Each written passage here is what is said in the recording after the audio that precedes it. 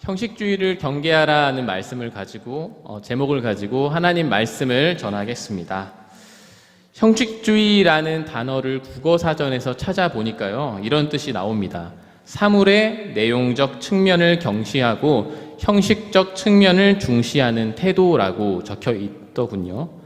성경에서도 비슷한 맥락의 내용들이 많이 나오기도 합니다. 대표적으로 사울을 예로 들어서 하나님께서는 외모를 취하지 않으시고 중심을 보신다라는 말씀을 하시는데요.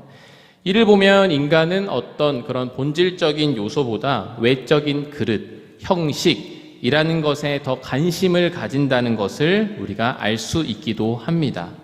세상에는 다양한 형식들이 있는데요. 문화적으로 보면은 유행은 때때로 바뀌기도 하고 다시 돌아오는 것 같기도 합니다. 90년대에는 이제 골반부터 발목까지 빈틈없는 스키니 바지와 힙합 바지, 그리고 배꼽이 보이는 크롭탑, 마름모 선글라스가 유행을 했었는데요. 그게 최근까지도 다시 한번 유행을 타서 많은 젊은이들이 입기도 한 것을 보신 적이 있을 겁니다. 누군가는 그래서 이 유행을 따라가지 못하는 사람들을 보면서 저 사람 참 촌스럽다라는 이야기를 하기도 했죠. 이런 점에서 어떤 형식을 만든다는 것, 이 형식주의는 누군가를 정죄하고 판결을 내린다는 점에서 굉장히 위험한데요. 바리새파와 예수님의 관계 또한 그러했습니다. 바리새인의 형식주의는 이 상대방을 잘되기 위해서 쓰인 것이 아니라 정죄의 도구로, 그리고 자신을 높이기 위해서 그런 수단으로 사용되었죠. 마치 그들의 형식주의는 어떤 만연한 유행과도 같았습니다. 우리들은 어떻습니까? 제가 가장 많이 하는 기도는 바로 이런 건데요. 형식적으로 예배드리지 않게 해주세요 라는 거예요. 형식은 우리 마음을 참 굳게 만들 때가 많은 것만 같습니다. 형식을 기준 삼아서 사랑이 없는 행함을 드릴 때가 우리 안에 너무도 많기 때문이죠. 또 다른 예로 코로나 이전에는 교회라는 공간에서 예배를 드리는 것이 너무나도 당연했습니다. 코로나가 닥친 후에는 공간에 대해 많은 사람들이 점차 다른 관점들을 생각하기 시작했죠. 어떤 이들은 온라인으로 예배를 드리는 것이 막 익숙해졌고, 공간이라는 형식이 다른 방식으로 변화되는 것을 우리가 볼 수 있었습니다.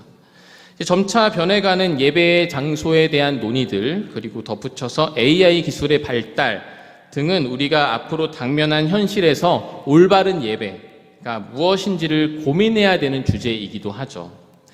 여기서도 마찬가지로 우리가 갖고 있는 형식주의의 문제는 대부분 제가 앞서 말씀드렸던 것처럼 형식이 우상이 되는 데 문제가 있습니다. 하나님으로 위장하고 있는 형식주의에는 하나님의 사랑도 없고 이웃 사랑에 대한 것도 없습니다. 오직 자신과 어쩌면 자신이 속한 공동체만을 추구하는 모습에 있다라는 거죠.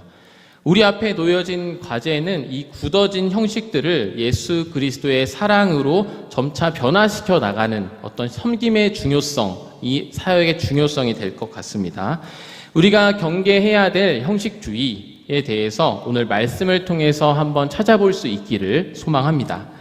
오늘 본문의 이야기를 한번 요약해서 봤으면 좋겠는데요. 저번에 제가 말씀을 전할 때 저는 솔로몬이 왕으로 등극하는 과정, 왕위 계승에 대해서 이야기를 나눴던 것을 기억하시는 분들도 계실 겁니다. 다윗의 아들이었던 아도니아가 자신이 왕이 될 것이라며 군대 장관 요압과 제사장 아비아달과 함께 반역을 했습니다. 요압과 bat세바는 이를 보고 다윗에게 보고하고 하나님의 약속의 성취로 솔로몬이 왕이 되는 이야기를 나눴었습니다. 왕이 된 후에 솔로몬의 가장 큰 업적은 신앙적으로 이스라엘 백성들을 결속시킬 수 있는 성전을 건축했다는 것일 겁니다. 솔로몬은 하나님께 겸손했고 그것에 대해 감사했고 또한 지혜가 많았다고 알려져 있는데요. 그러므로 세상의 모든 사람들은 솔로몬의 말을 듣고자 했고 앞다투어서 그에게 선물을 주고 어떤 동맹 관계를 맺고 싶어 했습니다. 그러나 문제는 여기에서 발생을 하게 되는 거죠. 그에게 금그릇이 너무나 많아서 은이 필요 없을 정도라고 하고, 그리고 막강한 군사력을 상징하는 말도 많았다고 합니다. 근데 이어서 그는 이방 사람들과 결혼하지 말라는 하나님의 말씀을 거부하고 700명의 아내, 300명의 첩을 거드리면서 점차 이방신을 섬기는 죄악을 행하기 시작하죠. 하나님께서는 분노하셔서 나라를 내게서 빼앗아 내 신하에게 주겠다라는 말로 예언을 하십니다. 여기서 주님의 말씀은 여로보암에게 실제적으로 이루어지게 됩니다.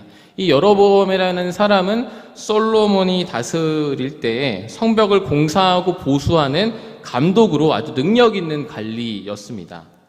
솔로몬은 그의 능력을 진작에 눈치를 채고 요셉 자손의 일을 감독하는 직책을 맡기기도 했습니다.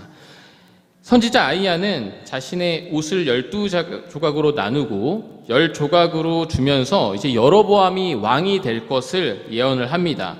여기서 북이스라엘과 남유다가 분열되는 가장 큰 원인이 되었던 건 바로 솔로몬 시대 때부터 이어졌던 노동과 높은 세금 때문이었습니다. 이스라엘 백성들은 이에 대해서 많은 불만들을 품고 있었습니다. 르호보암은 솔로몬을 따르던 장로들과 함께 자란 그리고 귀족 출신의 젊은 이들에게 조언을 구하기 시작을 합니다. 장로들은 백성들의 의견을 들어줘서 그 짐을 좀 덜어달라고 이야기하지만 이 젊은이들은 그들에게 더욱더 가혹한 통치를 해야 한다라고 이야기를 하게 되죠. 여기서 르호보암은 젊은이들의 의견을 선택하게 됩니다. 결국 이스라엘 백성들은 다윗 가문에 대한 어떤 불만이 폭발하게 되죠. 결국 유다 베냐민 지파를 제외한 10지파는 유대 지역을 벗어난 북쪽 지역에 살게 됩니다. 그리고 여로보암을 왕으로 추대해서 분열 왕국의 시작을 알리죠. 자, 여기서부터 이제 본문 말씀인데요. 그 말씀에 보면은 여로보암이 가진 두려움이 있었습니다. 전국의 이제 성전은 하나뿐이었고 결국 백성들이 예루살렘으로 가서 제사를 드리면 르호보암을 이제 섬기게 되고 자신이 죽을 수 있겠다는 어떤 두려움이 있었던 거예요. 그리고 자기 보좌관과 의논하여 금송아지 2마리를 만들고 이제 말을 하기 시작합니다. 지금부터 여러분은 예배하러 예루살렘까지 올라갈 필요가 없습니다.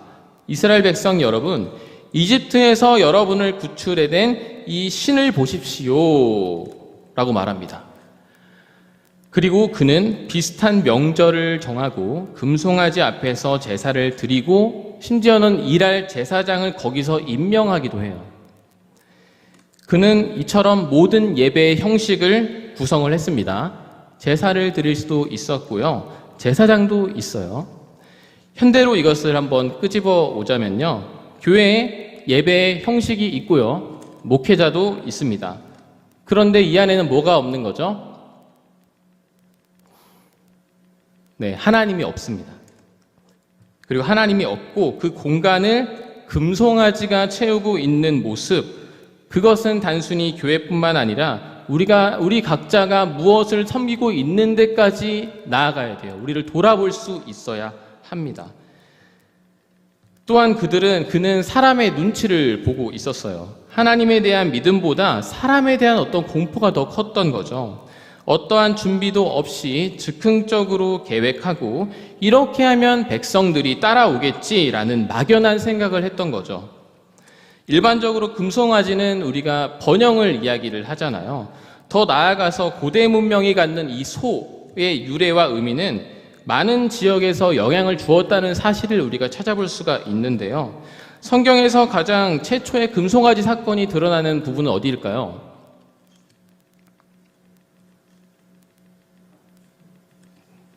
네, 감사합니다. 네, 출애굽기죠.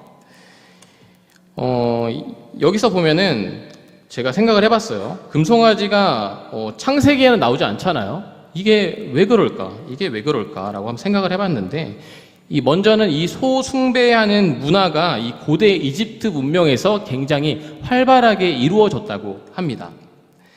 황소 신앙 사상이 있었던 시기에 고대 이집트는 이제 특정한 메모의 소를 아피스라고 부르면서 태양의 현신으로 숭배했다고 전해지기도 하는데요.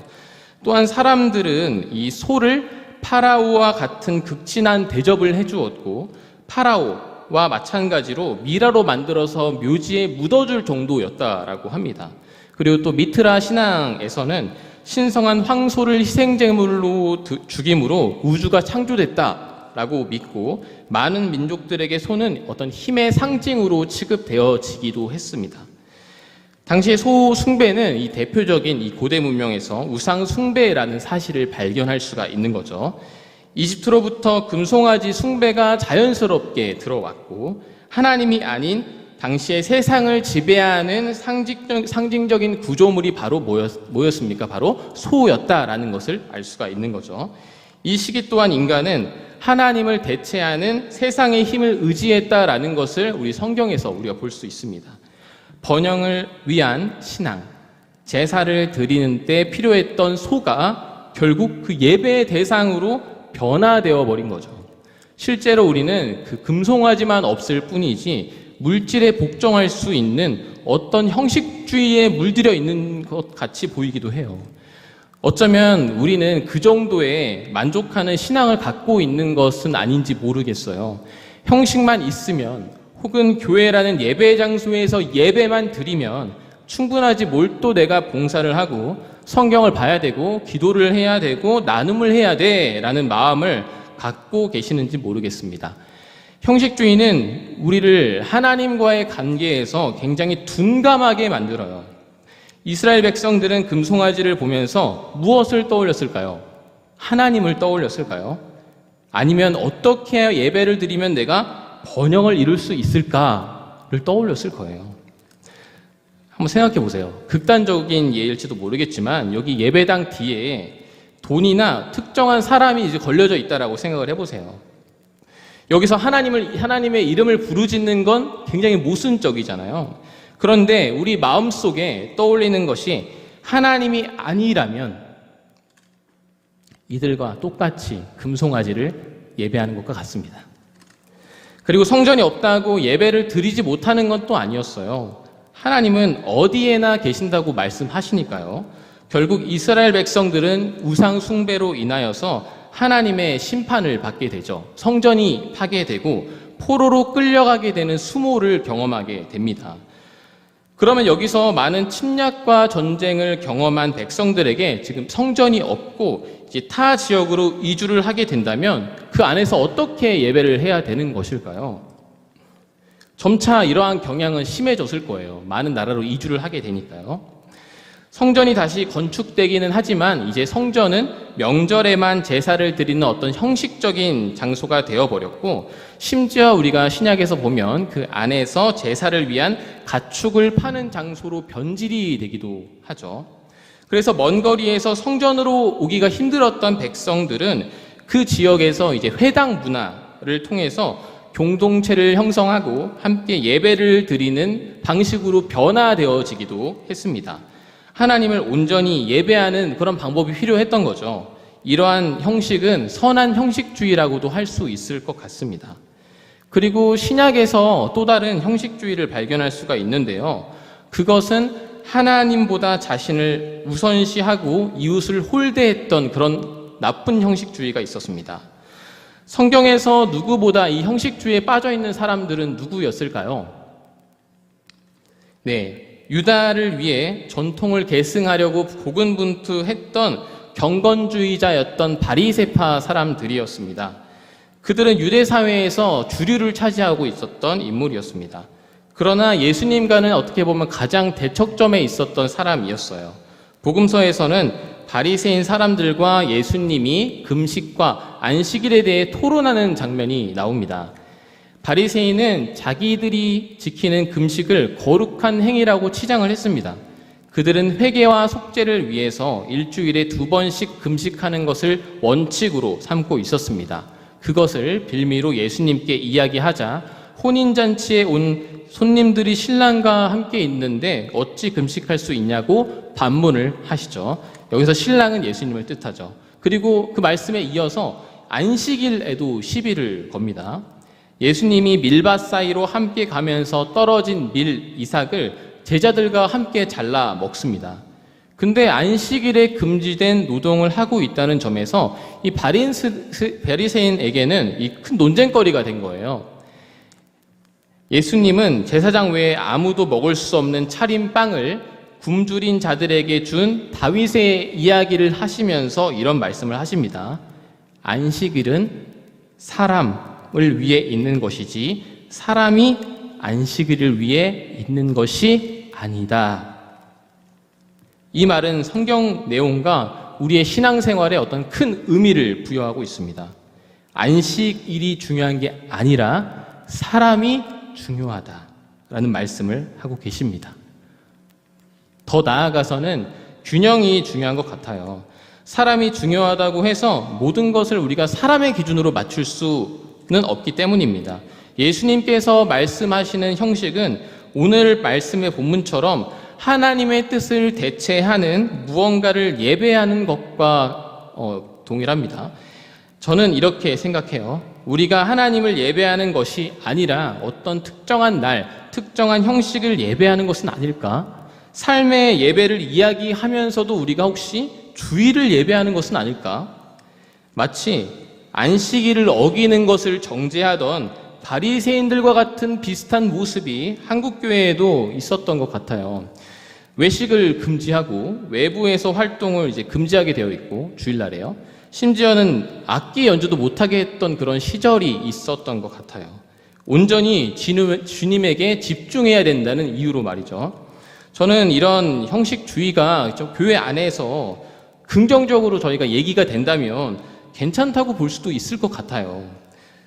이러한 행위가 진정으로 경건하게 생각될 여지가 저는 아예 없지는 않다고 봅니다. 그러나 이것이 마치 안 지키면 안 될 것과 같은 어떤 강박을 주거나 누구를 정죄하기 위한 수단과 그 도구가 된다면 이는 주님을 위한 것도 아닐 것이고요. 그리고 사람을 위한 것도 아니게 될 겁니다. 그렇다고 아무런 형식도 없이 자유롭게 예배해도 되겠네라고 말하고 싶은 것은 아닙니다.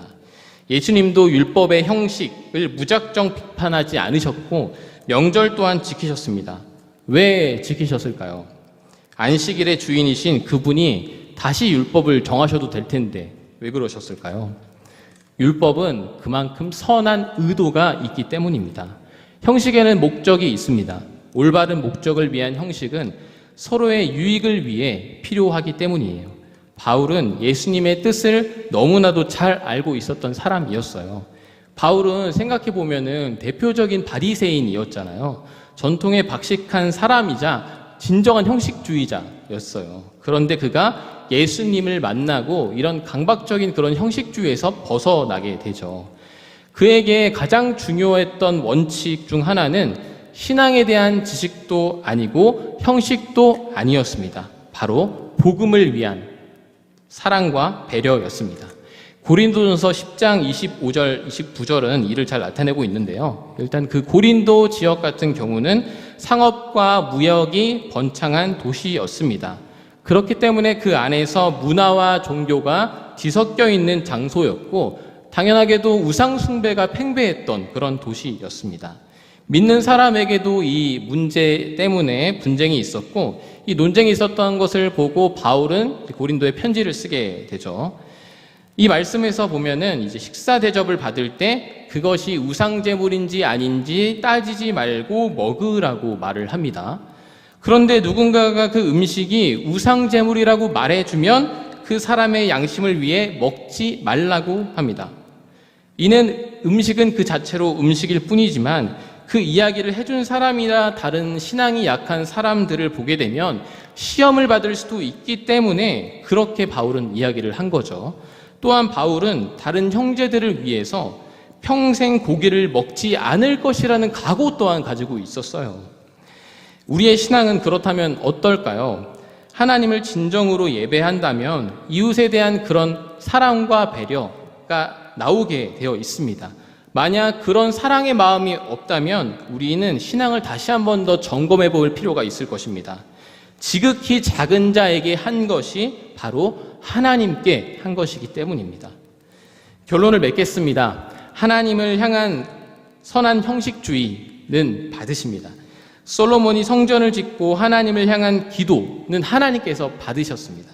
무엇보다 솔로몬이 어떤 마음을 가지고 어떤 감사한 마음을 가지고 있었는지 알았기 때문이죠. 하지만 여로보암은 그것이 하나님을 향한 것이 아니라 그저 사람을 위한, 자기를 모면하기 위한 수단이었고, 그리고 당시에 또한 우상 숭배의 상징인 금송아지를 통해서 그 상황만을 피해 보려고 했습니다. 그리고 더 나아가서 형식주의는 하나님의 사랑과 이웃 사랑이 결합되지 않는다면 그저 껍데기에 불과한 신앙입니다. 우리는 인정해야 합니다. 매 순간 실수하는 인간이라는 사실을 말이죠. 그러므로 우리가 어떻게 보면 선한 형식주의를 추구하려는 모습, 그리고 또한 형식주의를 벗어나 사랑으로 이웃들을 보듬어 줄 수 있는 그런 모습, 그래서 우리는 주님의 향한 그 마음을 기억하고 주님의 뜻에 합당한 삶을 살려고 고군분투해야 될 것입니다. 그런 삶 가운데서 열심히 살아가시는 우리 성도 여러분들이 되시기를 축복합니다. 기도하겠습니다. 하나님 아버지 감사합니다. 오늘도 우리에게 허락하여 주신 이 예배를 통하여서 우리가 형식주의에 대해서 살펴보았습니다. 우리의 형식이 누군가를 비난하고 정죄하기 위한 수단이 아니라 많은 주님께 영광을 돌리는 것뿐만 아니라 많은 사람들에게 좋은 형식주의, 그리고 그 형식주의를 벗어날 수 있는 용기 또한 허락하여 주셔서 무엇보다 하나님의 사랑을 우리 이웃에게 실천할 수 있는 자로 살아갈 수 있도록 주님 우리에게 넉넉한 용기를 허락하여 주시옵소서. 감사드립니다. 예수님의 이름으로 기도합니다.